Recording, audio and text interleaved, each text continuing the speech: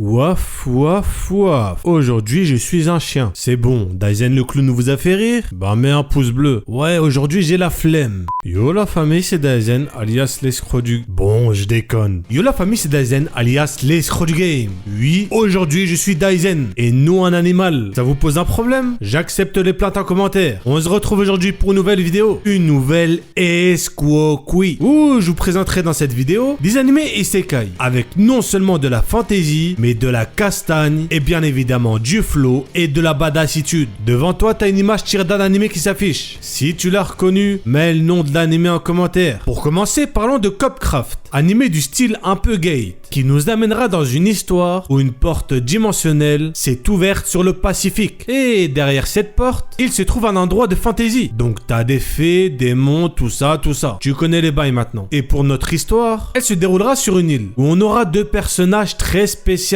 Un détective et une apprentie chevalière venant de cette autre dimension. On aura donc un duo de protagonistes, avec l'un utilisant la science et l'autre ses pouvoirs, venant d'un monde de fantasy. Donc ça donne un mélange très sympa. Je sais que je l'ai déjà dit, mais ça m'a beaucoup rappelé Gate, qui est l'un de mes animés préférés dans ce style. Les deux ont un but commun. Et ben on va voir un peu comment chacun est conditionné à atteindre son but, ayant individuellement leurs coutumes de là où ils viennent. C'est un seinen, et tu sais que j'aime bien les seinen, de par la maturité des scénarios. Et celui-là ne fait pas exception. On est loin d'avoir quelque chose d'enfantin. Il y a une douzaine d'épisodes, et tu peux le retrouver chez Wakanim. Je vais maintenant vous présenter un animé de fantasy assez spécial, du nom de Meikyu Black Company. Dans cette histoire, on suivra un personnage du nom de Kinji, qui s'en fout du travail. Et il va y avoir les bails habituels d'isekai. Donc transporter ailleurs, tout ça, tout ça. Là, notre héros, il se dit propre. Obligé, on m'a fait venir ici en tant que héros. Mais non, ça va être un simple random qui va taffer en tant qu'aventurier. Donc tu l'auras vu au synopsis, on aura un animé isekai centré sur de la comédie. C'est quelque chose d'assez récurrent dans ce genre d'animé, surtout quand t'as de la parodie de ce style. C'est vrai qu'on a quand même beaucoup de choses classiques qu'on voit dans les isekai habituels, mais la manière dont c'est amené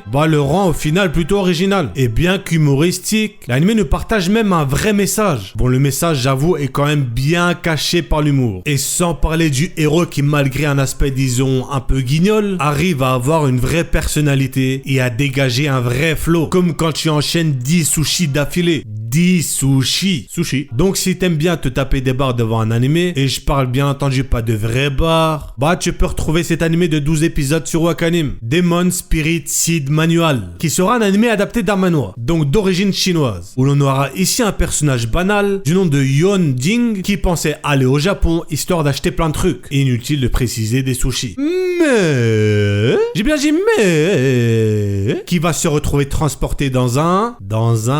Bref, c'est bon, tu connais la musique maintenant. C'est la danse des sushis, coin. La danse des sushis, coin.